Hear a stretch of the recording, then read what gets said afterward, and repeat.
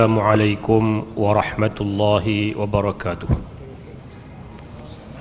Innal hamdalillah nahmaduhu wa nasta'inuhu may yahdihillahu fala mudilla lahu wa may yudlil fala hadiya lahu. Ashhadu an la ilaha illallah wahdahu la syarika lahu wa ashhadu anna Muhammadan abduhu wa rasuluhu. Allahumma salli wa sallim وبارك وأنعم على حبيبنا ونبينا محمد وعلى آله وأصحابه والتابعين وتابعهم بإحسان إلى يوم الدين. أما بعد, hadirin mukminin, tuan-tuan dan puan-puan, mudah-mudahan dirahmati Allah Subhanahu wa taala. Alhamdulillah, syukur kita pada Allah Subhanahu wa taala dapat kita bertemu pada malam yang penuh dengan barakah ini. Mudah-mudahan Allah Subhanahu wa taala limpahkan kebaikan pada kita bersama, insya-Allah. Malam ini kita sambung lagi bicara kita berkaitan dengan para sahabat Nabi sallallahu alaihi wasallam, dan kita sampai pada tokoh, salah seorang dari tokoh as-sabiqin al-awwalin, kelompok yang awal memeluk Islam, iaitulah namanya Sayyiduna Suhaib bin Sinan radhiyallahu anhu. Suhaib bin Sinan mungkin sebahagian besar dari kita mengenalinya, dan mungkin juga kali pertama kita dengar nama ni. Tapi kalau kita sebut nama Suhaib Ar-Rumi, kebanyakan daripada kita pernah lintas, sekurang-kurangnya lintahlah nama tu sebagai salah seorang dari sahabat penting Nabi sallallahu alaihi wasallam. Jadi malam ni kita nak bicara tentang dia, tak panjang kisah, insya-Allah kita nak tengok beberapa poin-poin penting dan menarik berkaitan dengan kehidupan Suhaib bin Sinan radhiyallahu anhu. Dalam sumber sejarah, para sejarawan sedikit berbeza pada menentukan susur galur yang kata Suhaib ni mai dari keturunan mana. Sebahagian menyatakan dia ni Suhaib bin Sinan bin Malik bin Abdu Amr bin Aqil bin Amir bin Jundalah bin Juzaimah bin Ka'ab bin Aslam bin Sa'ad bin Aus bin Zaid bin Namir. Ada yang kata macam tu. Ada pula yang kata dia dari keturunan lain. Ada banyak pendapat, sekurang-kurangnya ada 3 pandangan. Tapi pandangan yang masyhur dia dari keturunan, sebab tu dia digelar An-Namiri. Dia punya tok wan yang keberapa tu nama Namir. Dia dari suku tersebut. Manakala ibu kepada Suhaib bernama Sulma binti Qaid bin Mahid bin Khuza'i bin Mazin bin Malik bin Amr bin Tamim. Maknanya mak dia ni mai dari keturunan Bani Tamim. Bani Tamim ni salah satu kabilah besar. Quraisy, lepas itu ada Tamim. Tamim bukan orang Mekah, dan Tamim bukan duduk kat Malaysia. Walaupun orang kata Tamim tu Bani Tamim, satu kabilah besar. Jadi mak dia mai dari Bani Tamim. Suhaib dilahirkan di mana? Suhaib ni dia dilahirkan di wilayah, kalau hari inilah berada dalam negara Iraq. Di tepatnya di satu kawasan yang bernama Nainawa atau Dajlah, di Mosul, sebut macam itulah lebih kurangnya, di Iraq. Nama Suhaib dengan huruf Sad, Ha, Ya, Ba, itu dia punya ejaan dia. Kalau Sad ni nak eja dalam Rumi ni, dia kalau kita eja S dia jadi Su tapi dia Su dengan sedikit tebal lah. Suhaib berasal daripada perkataan ashab, kata dasarnya, yang bermaksud orang yang memiliki rambut yang berwarna perak, dan dia juga bermaksud hari yang sejuk. Jadi orang-orang dulu kan saya sebut, mereka buh satu-satu nama tu, kadang-kadang kita tengok nama tu macam biasa, tapi dia ada falsafah di sebalik nama tu. Mungkin dia mengharapkan anak yang dia bagi nama Suhaib ni akhirnya jadi orang yang tenang, dengan maksud sejuk tadi, orang yang tenang, orang yang berketerampilan dan sebagainya. Ini kata asal ataupun makna kepada kalimah nama yang diberikan Suhaib. Manakala ayah dia bernama Sinan. Sin, nun, alif, nun. Sinan. Sinan bermaksud mata lembing ataupun juga disebut tombak. Kerana falsafah daripada maksud itu ialah dia nak orang yang diberikan nama Sinan ni, dia nak jadi seperti pahlawan. Itu falsafah lah di sebalik maksud-maksud nama yang mereka berikan. Menurut beberapa sumber, bapa dan saudara lelakinya, bapa kepada Suhaib ni adalah pendatang Arab. Pendatang Arab yang kemudiannya menjadi orang yang bekerja dengan Maharaja Parsi. Bila mereka berdagang, lari rata tempat, mendatang dan akhirnya duduk di Iraq dan bekerja di bawah pemerintahan Parsi. Apabila berlaku perselisihan antara Bani Ghassan. Bani Ghassan ni salah satu kabilah Arab, salah satu dari suku Arab yang mereka ni Kristian. Mereka duduk di bawah orang-orang Rom. Sampai satu peringkat mereka berbalah soal perselisihan pertikaian pandangan dalam agama mereka lah. Kelompok ni kata macam ni, kelompok ni kata macam ni. Maka kawasan yang ditempati oleh keluarga Suhaib ni, iaitulah di bawah Bani Ghassan, telah pun diambil alih pada waktu itu oleh satu lagi kelompok yang menentang mereka. Menyebabkan bermulalah ceritanya Suhaib ketika itu berada dalam tawanan, ditangkap dan jadi tawanan perang, dan dia mula dibawa sampai ke Rom sana. Iaitulah Rom kalau pada waktu itu merujuk kepada Konstantiniyah ataupun Turki dan ke atas. Itu Rom pada waktu itu. Jadi Suhaib ni macam tu cerita dia. Pak mak dia asal mai dari Arab mana, berdagang rata tempat, lari rata tempat, akhirnya sampai di Iraq. Duduk di Iraq di satu kawasan nama Nainawa tadi, dan kemudian bila berlaku sikit pertembungan antara sama-sama mereka, kelompok mereka kalah dan dia menjadi orang yang ditawan. Waktu tu usianya masih kanak-kanak, lalu dia dibawa sampai ke Rom dan dijadikan sebagai hamba. Bila tawanan automatiklah jadi hamba. Suhaib terputus hubungan dengan keluarganya dan menghabiskan masa muda sebagai hamba di Konstantiniyah, di Rom sana. Dan akhirnya dia menjadi hamba daripada kalangan satu puak kepada satu puak, bertukar-tukar tangan, dan akhirnya sampailah usianya lebih kurang dah masuk matang, dah masuk usia dewasa, dah mencecah usia mungkin 20 lebih. Pada waktu itu tuan kepada dia ni yang berada di Rom telah bawa dia sampai ke Mekah. Telah bawa dia pergi sampai ke Mekah. Ada riwayat yang kata dia sendiri yang lari daripada tuan dia dan sampai ke Mekah. Bila dibawa Suhaib ni mai ke Mekah dari Konstantiniyah, dari Turki sana dah, bawa mai sampai ke Mekah, dibawa ke pasar paling besar. Zaman tu pasar paling besar yang jual orang ni namanya Suq Uqas. Uqas ni pasar, dia di antara Mekah dengan Taif, satu kawasan, dijadikan satu pasar besar yang menghimpunkan segala benda, khususnya hamba-hamba ni. Hamba-hamba akan dijual di situ. Kalau tuan-tuan masih ingat, kita pernah cerita tentang Zaid ibn Harithah. Dia juga dibeli oleh Hakim ibn Hizam sebelum dihadiahkan kepada Khadijah, sebelum Khadijah hadiahkan kepada Nabi, dibeli di pasar yang sama. Jadi itu memang tempat orang duk jual hamba. Maka Suhaib ni bawa, tuan dia bawa lari-lari sampai di Mekah ni, pitak di situ, jual di situ. Dan akhirnya dia dibeli oleh seorang tokoh Quraisy yang bernama Abdullah ibn Jud'an. Abdullah ibn Jud'an ni lah yang membeli Suhaib ibn Sinan dan jadikan hamba dia. Jadi ini cerita sebelum dari kenabian. Cerita ni berlaku sebelum dari kenabian.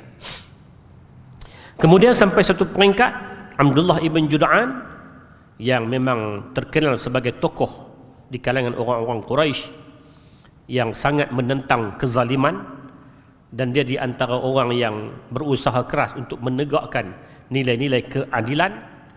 Akhirnya dia bebaskan Suhaib. Sampai satu peringkat dah lama dia bebaskan Suhaib. Bila dia bebaskan Suhaib, Maka Suhaib pun jadi orang merdeka. Tapi dalam masyarakat Quraisy, dari sudut penilaian kepada darjat manusia ni masih lagi menganggap orang yang berasal dari hamba lalu dia dimerdekakan, walaupun merdeka tapi dia pernah jadi hamba, pada pandangan orang Quraisy dia tetap berada pada kasta yang bawah. Walaupun tidaklah bawah seperti mana hamba, tapi dia pernah jadi hamba, dia tak sama macam kami. Itu pandangan orang-orang Quraisy pada waktu itu sebelum kedatangan Islam. Dan bila Islam datang, Islam menghapuskan benda tu, menghapuskan cara tanggap yang salah terhadap kedudukan manusia. Nabi kata apa? La farqa arabiyyin ala ajamiyyin wala ajamiyyin ala arabiyyin illa bittaqwa. Tidak ada kelebihan antara orang Arab, orang Ajam, orang putih, orang cerah, orang gelap, melainkan yang membezakan manusia adalah takwa. Suhaib digambarkan bertubuh sederhana. Ini dari sudut fizikalnya. Digambarkan dia ni bertubuh sederhana, berkulit kemerah-merahan. Berkulit kemerah-merahan. Sebab dia duduk lama di kawasan sana aku mungkin, sehingga akan jadi macam orang yang bukan Arab lah, walaupun dia asal dari keturunan Arab. Dan berambut sedikit perak. Beliau dikenali sebagai orang yang bijak, berwawasan, dan dia mempunyai kemahiran dan fasih dalam dua bahasa selain dari Arab, iaitulah bahasa Yunan, bahasa Greek, dan juga bahasa Rom, ataupun kalau kita hari ini bahasa Rom itu bahasa Latin lah, bahasa Latin. Dia di antara tokoh, di antara orang yang menguasai bahasa tu pada waktu tu. Tak ramai orang yang boleh cakap bahasa tu di Mekah, tapi Suhaib, oleh kerana dia duduk lama di Turki dan dengan orang-orang Rom, dia boleh menguasai bahasa mereka. Bila dia jadi hamba kepada Abdullah ibn Jud'an. Abdullah ibn Jud'an ni tokoh di kalangan orang Quraisy. Dia ahli perniagaan. Dan Suhaib bila duduk dengan Abdullah bin Jud'an ni, dia duduk belajar sikit-sikit nak jadi orang peniaga ni macam mana. Menyebabkan akhirnya bila dia dimerdekakan, dia ambil peluang tu untuk dia mulakan kehidupan baru dia sebagai seorang ahli perniagaan. Dan ternyata Suhaib di antara orang yang berjaya di medan perniagaan. Tetapi oleh kerana dia pernah berstatus hamba, itu masalah dia, yang menjadi satu ukuran kepada orang-orang Quraisy. Hang pernah jadi hamba, hang tak lebih mana dah. Walaupun dia ni dah jadi orang berjaya tapi oleh kerana pernah bergelar sebagai hamba, dia tetap dianggap orang yang kelas bawahan pada pandangan orang-orang Quraisy.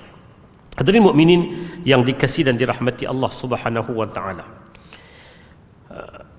Suhaib ada menyatakan isterinya bernama Raisah dan anak-anaknya antaranya bernama Habib, Hamzah, Uthman, Sa'ad dan beberapa nama-nama lain, termasuk Muhammad ibn Suhaib.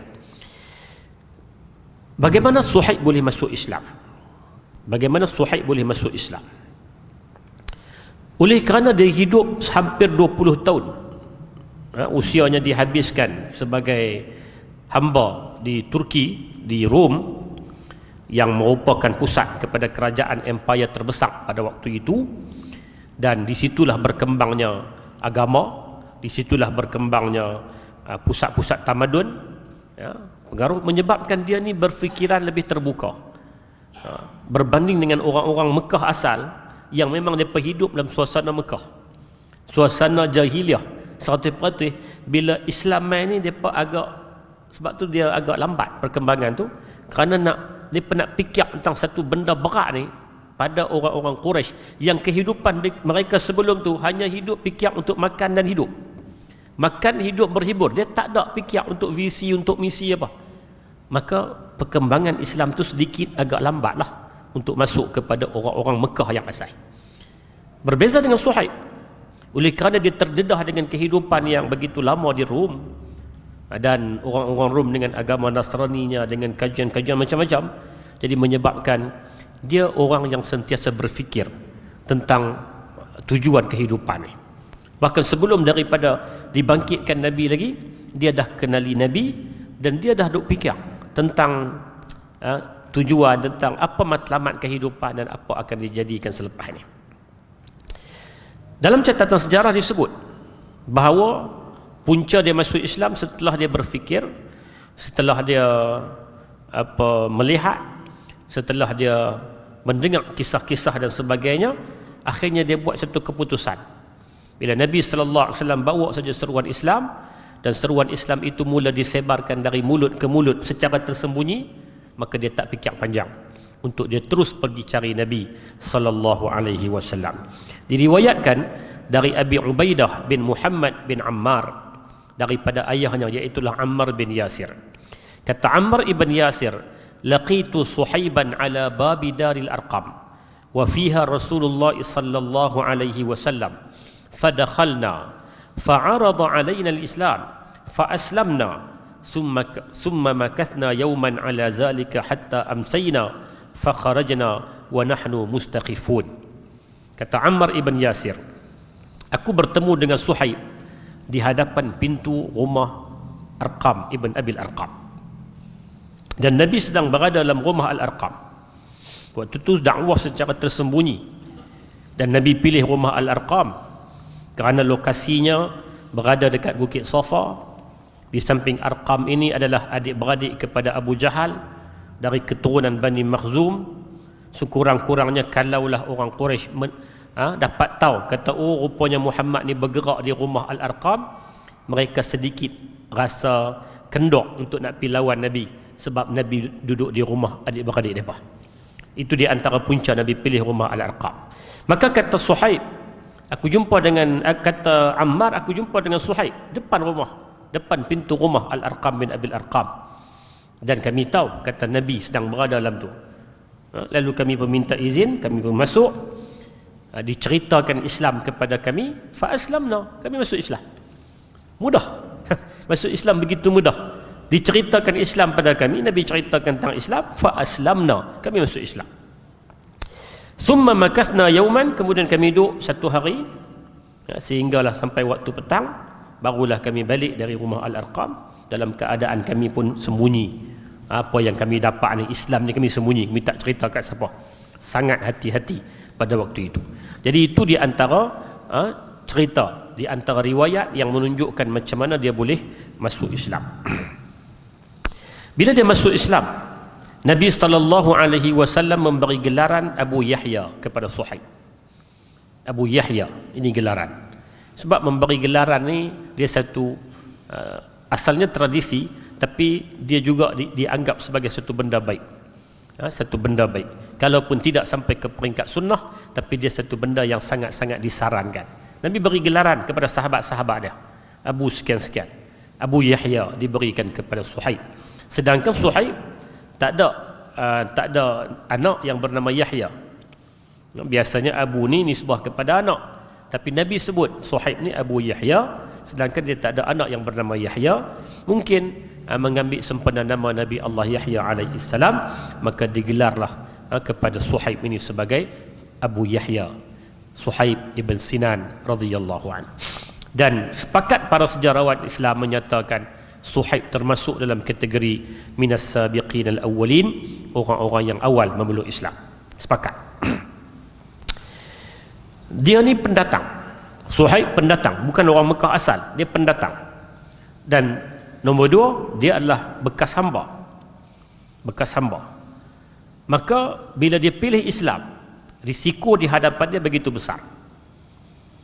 Kalau orang tu orang Mekah, maknanya ada adik-beradik. Kalau jadi apa-apa, adik-beradik boleh bertahan dia. Tapi Suhaib, dia ni pendatang, orang yang main dari luar. Tak ada adik-beradik. Dan yang kedua, bukan takat tak ada adik-beradik, dia pula bekas hamba yang akan dipandang sebagai rakyat kelas bawahan pada pandangan orang Quraisy. Maka bila dia pilih Islam, risiko cukup besar menanti dia. Dan dia faham benda tu. Dia tahu benda tu dan dia sedar benda tu.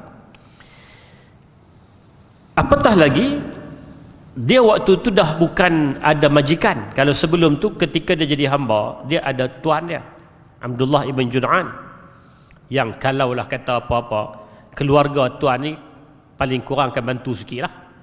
Tapi dia tak ada siapa. Dia pendatang dan dia juga bekas hamba. Jadi ini mendedahkan diri Suhaib kepada risiko besar diancam dengan tekanan fizikal oleh orang-orang Quraisy. Dan Suhaib menyedari bahawa perpindahan dia Bila dia masuk saja ke rumah Al-Arqam tadi, dia akan menjejaskan hubungan sosialnya dengan orang Mekah. Orang Mekah ni pada waktu tu bila tahu kata dia ni ikut Nabi, ikut Muhammad, ataupun dia kawan dengan pengikut Muhammad, itu mendedahkan kepada ancaman bahaya yang menanti.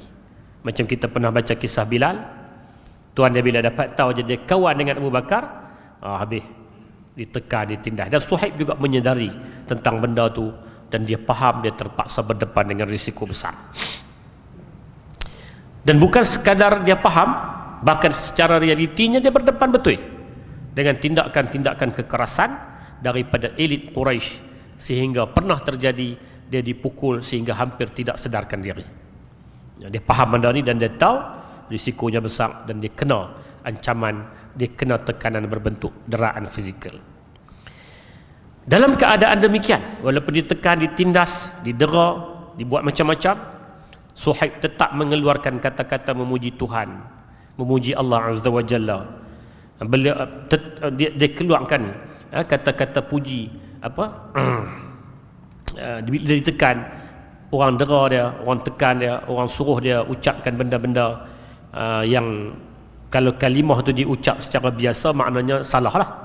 Tapi oleh kerana dalam keadaan terpaksa, dia pun terpaksa untuk ucap, kata okeylah Tuhan nampak bagus dan sebagainya. Sehingga kan Allah Subhanahu wa taala turunkan ayat Al-Quran dalam surah An-Nahl ayat 110. Allah berfirman, summa inna rabbaka lillazina hajaru min ba'di ma futinu summa jahadu wa sabaru inna rabbaka min ba'diha laghafurur rahim. An-Nahl surah ke-16 ayat 110. Kemudian sesungguhnya Tuhanmu memberikan pertolongan kepada orang-orang yang berhijrah selepas mereka difitnah oleh kaum musyrik. Kemudian mereka berjihad serta bersabar. Sesungguhnya Tuhanmu selepas mereka menderita dan bersabar dalam perjuangan adalah Maha Pengampun lagi Maha Mengasihi. Kata ulama tafsir, ayat ini cerita tentang siapa? Cerita tentang kelompok sahabat, antaranya Bilal, antaranya Khabbab ibn Arat, antaranya Ammar ibn Yasir, dan juga termasuk Suhaib ibn Sinan. Yang mereka ni sama ada hamba ataupun bekas hamba. Mereka tak ada siapa tempat bergantung, mereka didera, mereka ditekan. Kemudian sampai satu peringkat mereka berhijrah. Allah Ta'ala kata, kami berikan ganjaran terhadap kesabaran yang telah mereka lalui. Ibnu Mas'ud berkata, ketika Nabi SAW sedang duduk bersama Khabbab ibn Arat. Khabbab ini pun bekas hamba. Suhaib Ar-Rumi, Bilal bin Rabah dan Ammar ibn Yasir. 4 orang Nabi duduk dengan mereka ni. Kalau pandangan Quraisy, 4 orang ni kelas bawahan lah, hamba dan bekas hamba, kasta bawah. Nabi duduk dengan mereka. Sekumpulan orang Quraisy melintas di hadapan mereka. Ada tokoh-tokoh Quraisy lintas. Mereka bertanya kepada Muhammad sallallahu alaihi wasallam, apakah tuan rela berkawan dengan mereka? Muhammad, am duduk dengan mereka ni kah? Macam menghina lah. Perlilah ni orang-orang yang tak ada, ya, pangkat rendah ni, hang boleh duduk dengan mereka ni. Maka turunlah ayat yang Allah Subhanahu wa taala firmankan dalam suratul An'am bermula ayat 51 sehingga 53. Allah berfirman, wa anzir bihil ladzina yakhafuna an yuhsyaru ila rabbihim laysa lahum min dunihi waliyyun wala syafi'un la'allahum yattaqun ولا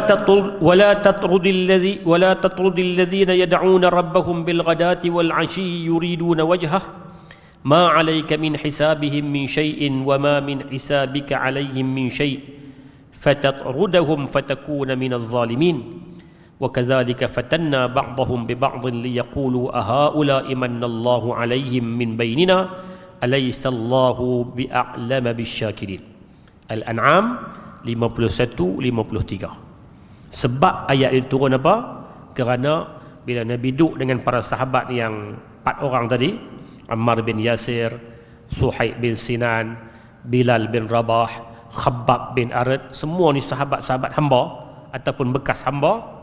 Orang Quraisy lintas, mereka ngejek Nabi, Muhammad, boleh duduk kawan dengan mereka ni? Allah jawab, apa maksud ayat tadi? Dan berilah amaran dengan Al-Quran itu kepada orang-orang yang berasa takut mereka dihimpunkan kepada Tuhan mereka pada hari kiamat. Padahal tiadalah bagi mereka pelindung dan tiada juga pemberi syafaat yang lain daripada Allah, supaya mereka bertakwa. Ingat kepada manusia ni, nak balik patah jumpa Allah, waktu tu tak ada perlindungan apa, bekal yang paling baik takwa. Dan janganlah engkau usir orang-orang yang beribadat dan berdoa kepada Tuhan mereka pagi dan petang, sedangkan mereka menghendaki keredaannya semata-mata.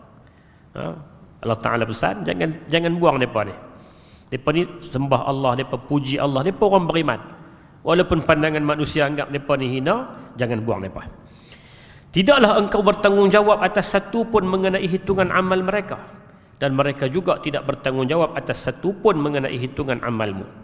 Maka sekiranya engkau usir mereka, nescaya jadilah engkau orang yang zalim. Dan demikian kami uji sebahagian daripada mereka yang kaya raya dengan sebahagian yang lain yang fakir miskin. Lalu orang-orang yang kaya itu berkata kepada orang yang fakir miskin yang beriman, inikah orang-orangnya yang dikurniakan nikmat oleh Allah kepada mereka dalam kalangan kami? Allah berfirman, bukankah Allah lebih mengetahui akan orang-orang yang bersyukur? Allah kata, kehidupan manusia dengan kaya dan miskin ini salah satu bentuk ujian. Allah hantar orang miskin untuk menguji orang kaya, Allah hantar orang kaya untuk menguji orang miskin. Dan dalam kalangan itu yang berjaya adalah orang yang beriman pada Allah Subhanahu wa Ta'ala. Jadi ayat ni turun apabila Nabi, apabila sahabat-sahabat tadi diejek dan diperli oleh orang-orang kaya di kalangan orang Quraisy. Hadirin mukminin yang dikasihi sekalian, ketika para sahabat diarahkan oleh Nabi untuk berhijrah ke Habsyah, Suhaib tidak termasuk. Suhaib tak berhijrah ke Habsyah dan dia terus kekal berada di Mekah dengan Nabi sallallahu alaihi wasallam. Sebab itulah kalau kita baca sirah, kita akan dapati apabila Nabi arahkan sahabat berhijrah ke Habsyah, tujuannya bukan semata-mata untuk pertahankan, untuk selamatkan diri saja. Kalaulah untuk selamatkan diri semata-mata, Nabi akan arahkan ni sahabat-sahabat yang lemah ni, macam Suhaib, macam Ammar ibn Yasir, macam Bilal bin Rabah. Tapi mereka ni tak termasuk dalam senarai yang diarahkan oleh Nabi untuk hijrah. Kerana tujuan hijrah ke Habsyah selain daripada nak selamatkan diri, dia juga merupakan tujuan dakwah, serampang dua mata. Dalam pada masa yang sama nak sampaikan Islam kepada sasaran yang berada di Habsyah. Sebab tu Nabi pilih orang-orang yang lebih berpengaruh. Dia ada pengaruh tersendiri, seperti Sayyidina Uthman ibn Affan, dihantar Ja'far bin Abi Talib, dihantar tokoh-tokoh lain yang dia ada pengaruh tersendiri, yang bila dia pergi cerita tentang Islam kepada orang-orang Habsyah, kepada pemerintah Habsyah, dia lebih mudah untuk mereka kenal Islam. Berbanding dengan kalau hamba yang pergi, ialah orang akan anggap dia ni siapa dia, jadi hantar orang yang sedikit berpengaruh. Itu sebab tujuan hijrah Habsyah bukan semata-mata nak selamatkan nyawa. Ya, itu salah satu faktornya, tapi lebih dari itu dia juga bertujuan untuk mengembangkan agama dan menyampaikan dakwah risalah Nabi sallallahu alaihi wasallam. Bila sampai kebenaran dari Allah dan Rasul sallallahu alaihi wasallam untuk para sahabat dan orang Islam berhijrah ke Madinah, maka sahabat-sahabat mula berhijrah. Dan Suhaib termasuk di antara orang yang terakhir, walaupun bukan paling last lah, tapi di fasa-fasa akhir. Bahkan dia berhijrah selepas dari Nabi sallallahu alaihi wasallam. Apakah saja-saja dia nak berhijrah, dia nak keluar, tapi bila dia nak keluar, dia sering dihalang oleh orang-orang Mekah.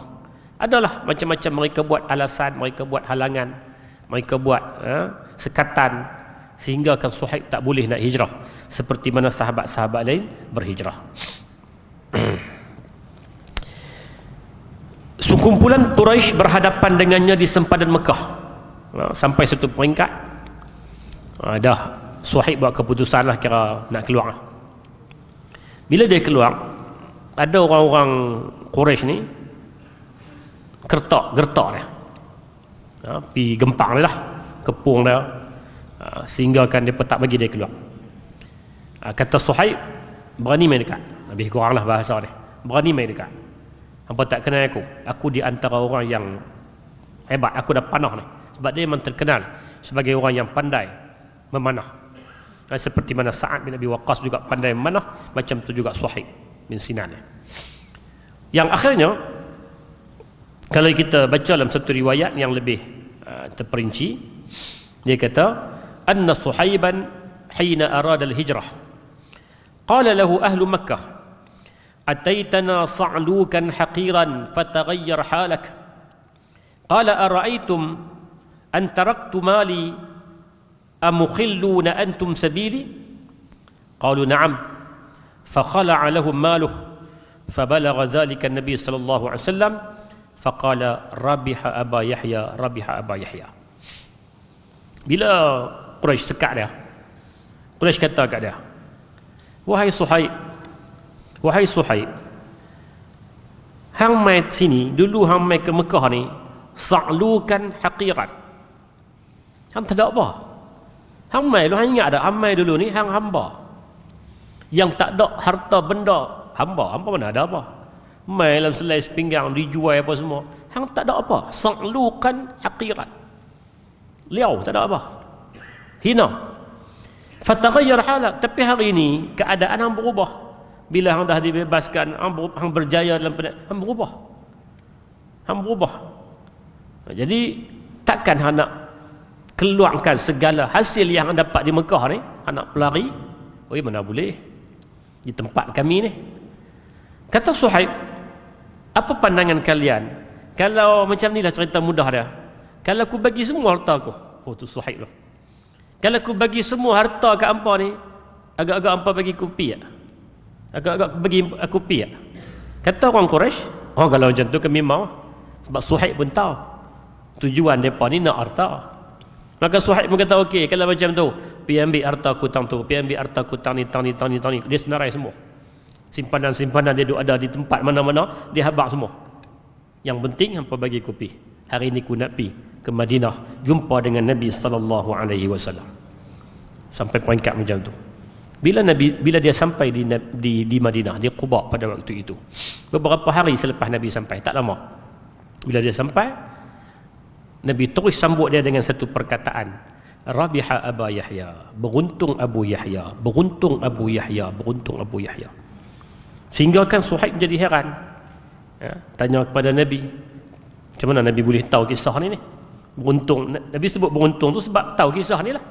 Rupanya Jibril beritahu kepada Nabi sallallahu alaihi wasallam tentang apa yang berlaku kepada Suhaib bin Sinan Ar-Rumi radhiyallahu taala anhu wa ardah. Dia bagi semua segala maklumat tentang harta dia ada di mana lagi, pergi cari, pergi ambil, aku tak peduli lah. Yang penting aku boleh hijrah dan jumpa dengan Nabi sallallahu alaihi wasallam. Sebab itulah kisah ini menjadi sebab Allah Subhanahu wa taala turunkan ayat dalam surah Al-Baqarah ayat 207. Allah sebut, wa minan nasi man yashri nafsahu ibtigha'a mardatillah wallahu raufum bil ibad. Al-Baqarah 207. Tuan-tuan, bila kita baca Quran terlintah, ya ayat ni tak sebut pun nama Suhaib, tapi ulama tafsir kata sebabun nuzul, sebab kepada ayat ini turun merujuk kepada kisah Suhaib tadi. Allah sebut, dan ada antara manusia mereka mengorbankan diri mereka demi mencari keredaan Allah semata-mata, dan Allah pula amat belas kasihan kepada hamba-hambanya. Ahli tafsir kata, wa minan nas, manusia yang Quran sebut tu salah seorangnya adalah Suhaib bin Sinan Ar-Rumi. Sebab dengan kisahnya dia bagi semua harta dengan sebab dia nak cari Islam, cari agama, selamatkan diri dia dan agama. Dia bagi semua, cari keredaan Allah. Allah Ta'ala kata, ada orang yang macam ni, juaikan jiwa dia, korbankan diri dia demi untuk mencari keredaan Allah Subhanahu wa Ta'ala. Bila sampai di Quba, bila sampai di Madinah, Nabi pun sebut Rabi'ah, untung. Nabi sebut untung. Ungkapan Nabi ini berbentuk doa, dan ternyatalah Suhaib mendapat keuntungan dunia dan akhirat hasil dari doa Nabi sallallahu alaihi wasallam. Bila dia sampai, dia tumpang sementara di rumah Sa'ad bin Khaisamah, dan kemudiannya Nabi persaudarakan Suhaib bin Sinan dengan seorang sahabat Madinah namanya Al-Harith ibn Simah radhiyallahu an. Dalam perang Badar, perang pertama Nabi, Suhaib turut serta. Maka Suhaib dalam senarai Al-Badri, ahli Badar, dia ada. Dia masuk dalam senarai ahli Badar. Cuma cerita Suhaib di medan perang ni tak banyak. Tak dicatatkan dalam banyak sumber. Dia cerita sekadar macam tu saja, kata dia menyertai perang Badar dan dia menyertai hampir semua peperangan dengan Nabi sallallahu alaihi wasallam. Cerita detail mungkin ada, tapi tidak masyhur seperti mana sahabat-sahabat lain yang lebih tertampil sebagai tokoh pejuang di medan perang. Zaman Abu Bakar pun tak banyak kisah dia. Dia ada di Madinah. Dia jadi salah seorang sahabat yang masih duduk di Madinah, Suhaib ni. Tapi tak ada kisah-kisah yang mungkin boleh kita kongsi. Mungkin ada sikit-sikit tapi tak banyak. Dia tak ada melibatkan sebagai salah seorang daripada watak penting pada waktu itu. Nama dia muncul bila? Muncul pula ketika Umar di hujung pemerintahan. Di hujung pemerintahan Umar pada tahun 23 Hijrah, Umar ditikam. Itu kita kisah yang cukup masyhur. Umar ditikam ketika sedang mengimamkan salat subuh. Dan tikaman itu tidak membawa terus kepada kewafatan Umar. Sebaliknya Umar cedera dan dirawat dalam tempoh beberapa hari. Dalam tempoh kecederaan Umar tu, dia terbaring di pembaringan, banyak keputusan-keputusan yang dia buat. Antara benda yang paling penting ialah Umar namakan 6 orang yang kalian kena pilih dan kena mesyuarat siapa yang akan mengganti Umar sebagai khalifah. Jadi sebutlah Uthman, Ali, Talha, Zubair, Sa'ad bin Abi Waqqas dan Abdul Rahman ibn Auf. 6 orang yang Umar namakan, mereka ni sebagai 6 calon yang kena mesyuarat sama-sama mereka dan akhirnya kena dapat setujuan daripada orang Islam untuk dilantik sebagai khalifah. Yang kedua, antara benda yang Umar tentukan juga, Umar kata sepanjang tempoh mereka ni kena buat pemilihan calon ni dan tempoh Umar sebelum daripada Umar nak wafat dan sampailah dapat satu kata putus siapa khalifah, dalam tempoh tu siapa yang nak jadi imam? Suhaib ibn Sinan Ar-Rumi. Umar lantik dia. Umar lantik, menunjukkan kata apa? Dia juga seorang watak penting. Walaupun kisah dia tak banyak di medan perang dan sebagainya, tapi Umar pilih dia. Umar tak akan pilih, sebab Umar dalam menentukan pemilihan seseorang untuk diletakkan di satu-satu tempat posisi, Umar sangat-sangat strict. Dia punya kriteria dia tinggi. Jadi bila dia pilih Suhaib untuk pikul jawatan sebagai imam sementara khalifah dilantik, ini satu tugas besar. Dan dinamakan Suhaib ibn Sinan Ar-Rumi. Dan dalam satu riwayat kata apa? Ketika Umar wafat, yang mengimamkan salat jenazah Umar adalah Suhaib ibn Sinan Ar-Rumi, kerana dia imam yang dilantik oleh Umar pada waktu itu. Itu dia punya cerita yang muncul ketika dia di hujung pemerintahan Umar bin Al-Khattab radhiyallahu anhu. Naik Uthman. Bila naik Uthman, okey, Suhaib jadi macam biasalah, bantu takat mana hak boleh, jadi pembantu kepada Uthman, jadi apa semua. Sampailah hujung pemerintahan Uthman, bila timbul fitnah, bila timbul api-api fitnah yang membawa kepada pembunuhan Uthman. Dan pada waktu itu keadaan politik sangat tidak stabil. Sangat tidak stabil, membawa kepada macam-macam masalah yang tuan-tuan semua kalau kita baca kisah tu pun kita akan lalui benda tu. Apa tindakan Suhaib? Sebab kita fokus pada Suhaib. Malam ni kita cerita tentang Suhaib. Apa tindakan Suhaib bila dia tengok keadaan politik celaru? Macam kawan ni betul, tengok sekali lagi macam kawan ni betul, membawa kepada pertumbungan perseteruan yang begitu dahsyat. Suhaib dia ambil pendirian, aku berkecuali.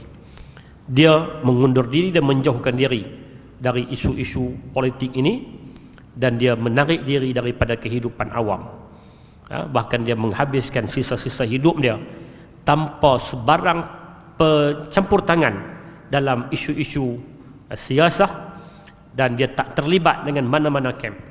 Dia tak terlibat. Dia pendirian dia berkecuali langsung.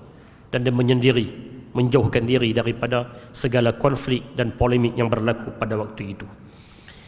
Hadirin mukminin sekalian, dalam jangka hayatnya, selain dikenang sebagai seorang tokoh yang saleh dan juga pemurah, sebab itu di antara ciri yang ada pada diri Suhaib, pemurah. Pemurah. Suhaib juga diketahui pandai berjenaka. Pada satu ketika Nabi SAW mendapati Suhaib sedang makan kurma. Sedangkan pada ketika itu sebelah matanya bengkak akibat jangkitan. Ni ceritalah.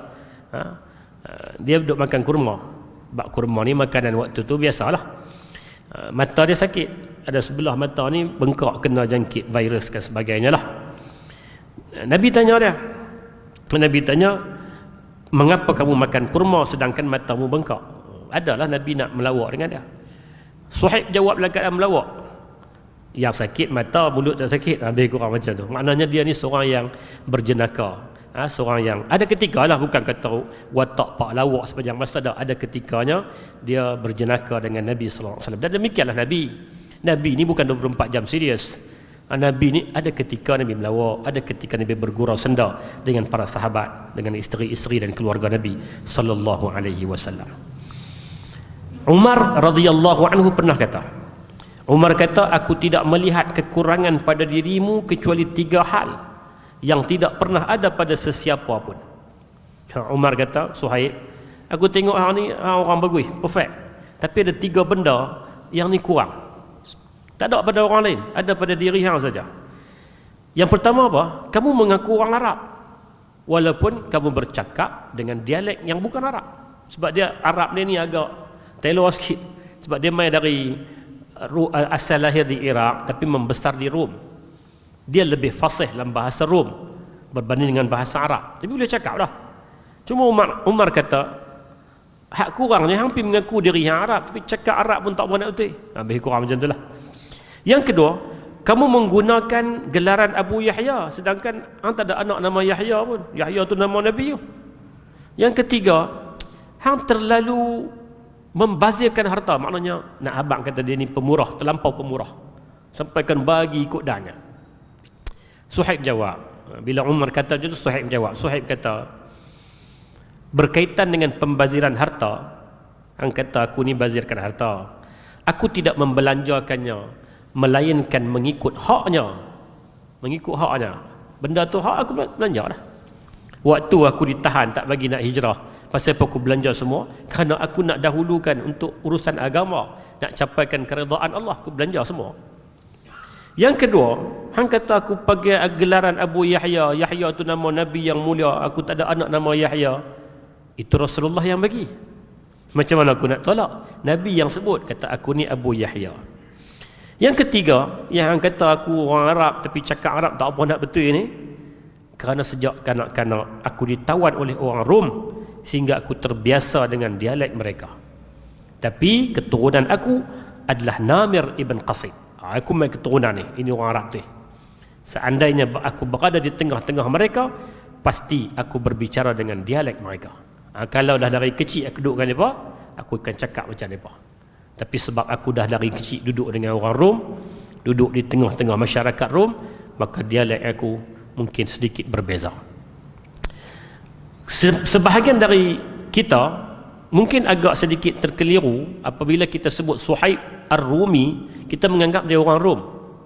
Hakikatnya dia bukan orang Rom, dia orang Arab. Tapi dia digelar Ar-Rumi kerana dengan dia duduk Rom lama dan bahasa yang dia cakap itu bahasa yang lebih kepada Rom itu, maka dia digelar dengan gelaran Ar-Rumi.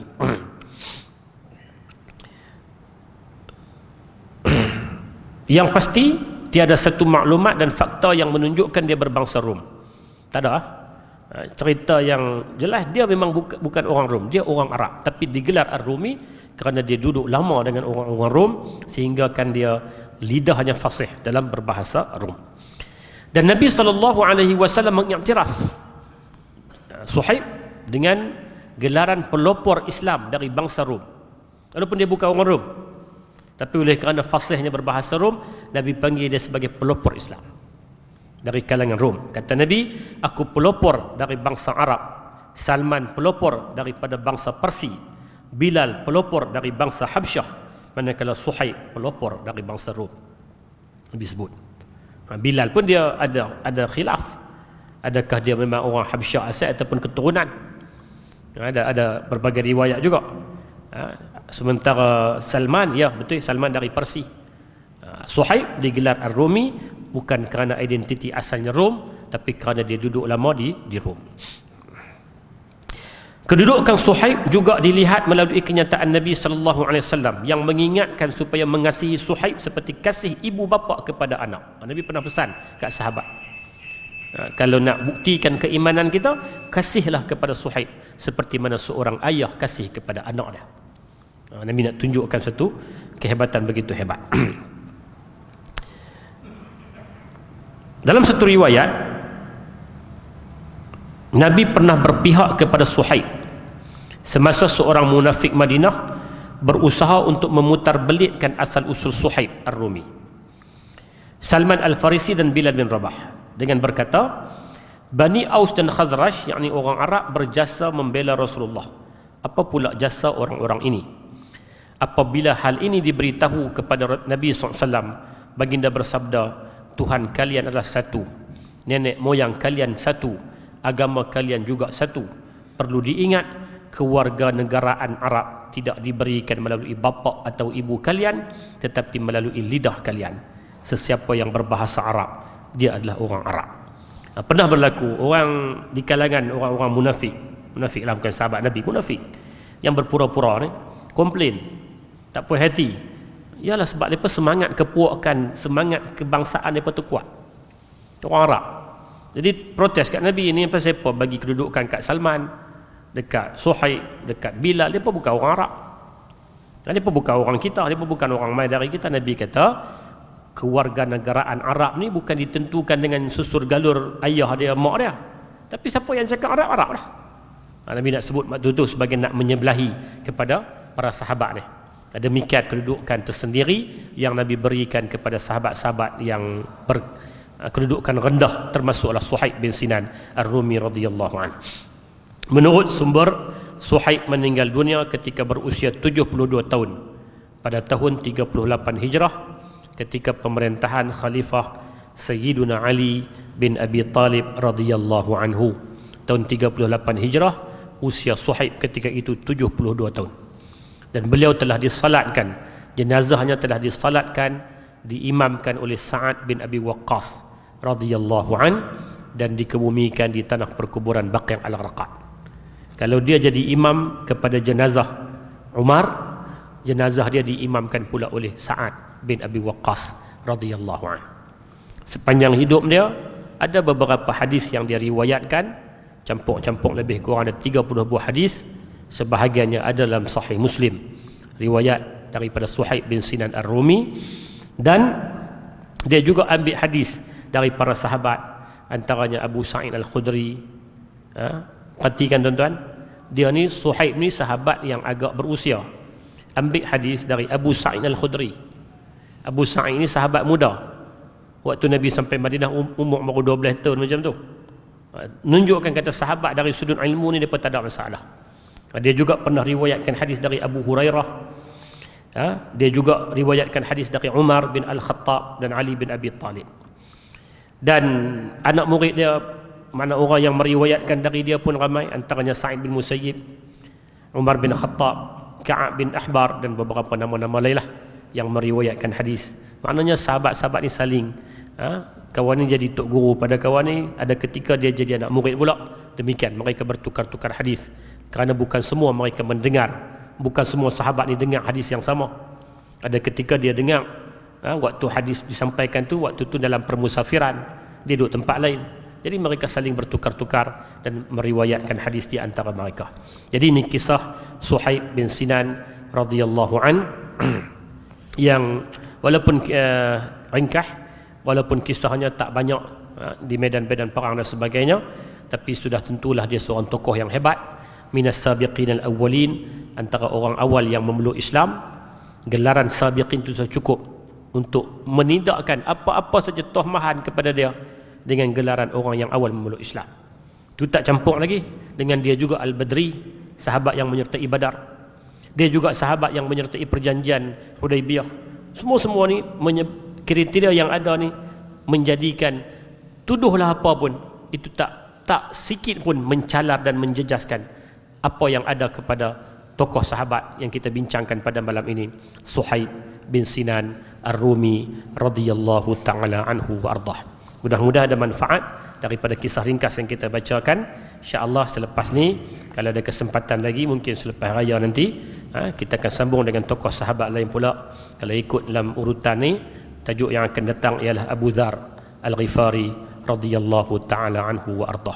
Juga cerita menarik, insyaAllah. Mudah-mudahan ada manfaat yang baik dari Allah Subhanahu wa taala. Salah silap saya mohon ampun dari Allah, mohon maaf dari tuan-puan.